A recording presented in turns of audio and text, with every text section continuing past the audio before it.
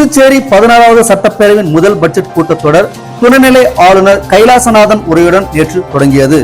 தமிழ்தாய் வாழ்த்துடன் தொடங்கிய கூட்டத்தில் திருக்குறளை வாசித்து ஆளுநர் தனது உரையை தொடங்கினார்.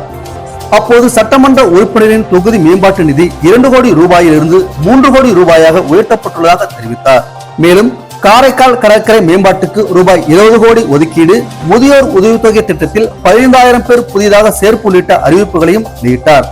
அதைத் தொடர்ந்து முதலமைச்சர் ரங்கசாமி பட்ஜெட்டை தாக்கல் செய்தார்.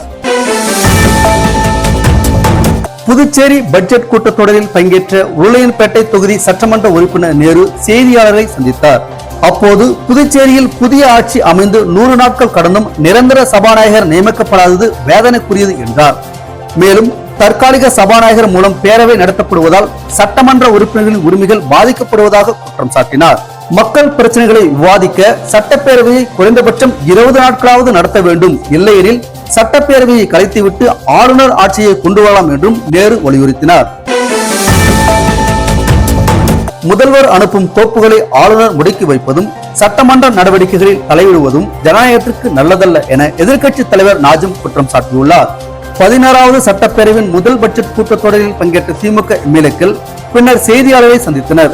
அப்போது பேசிய நாஜிம், ஆளுநர் உரையில் புதிய அறிவிப்புகள் எதுவும் இல்லை என்றும் ஸ்மார்ட் சிட்டி திட்டம் குறித்து உண்மைக்கு மாறாக பாராட்டி பேசியுள்ளதாகவும் விமர்சித்தார்.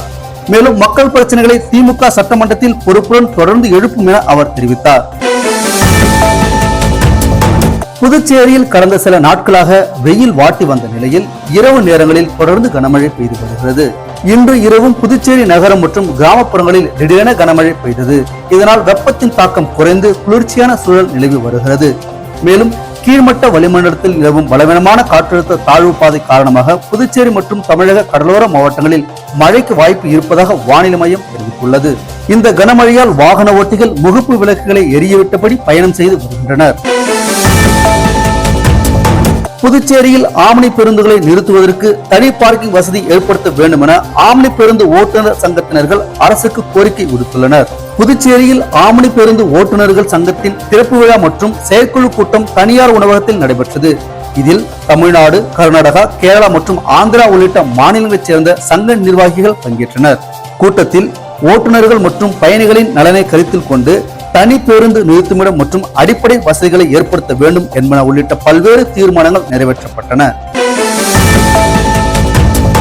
புதுச்சேரி கொசக்கடை வீதி மிஷன் வீதி சந்திப்பில் பழமையான மரம் ஒன்று திடீரென வேருடன் சாய்ந்து சாலையில் விழுந்ததால் பரபரப்பு ஏற்பட்டது. மரம் விழுந்ததில் அப்பகுதியில் நிறுத்தப்பட்டிருந்த கார்கள் மற்றும் இருசக்கர வாகனங்கள் சேதமடைந்தன. மேலும் சாலையில் நடந்து சென்ற ஒருவர் மீது மரக்கிளைகள் விழுந்ததில் அவர் லேசான காயமடைந்தார். தகவலிருந்து சம்பவ இடத்திற்கு விரைந்த வனத்துறை மற்றும் தீயணைப்பு துறையினர் மரத்தை வெட்டி அப்புறப்படுத்தினர். மரம் விழுந்ததால் அப்பகுதியில் சிறிது நேரம் போக்குவரத்து பாதிக்கப்பட்டது.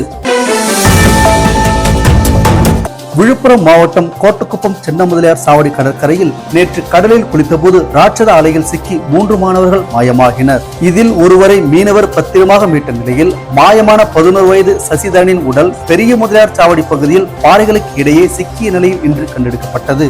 தீயணைப்பு துறையினர் பாதுகாப்பு உபகரணங்களுடன் போராடி உடலை மீட்டு பிரேத பரிசோதனைக்காக மருத்துவமனைக்கு அனுப்பி வைத்தனர். மாயமான மற்றொரு 15 வயது மாணவரை தேடும் பணி தீவிரமாக நடைபெற்று வருகிறது.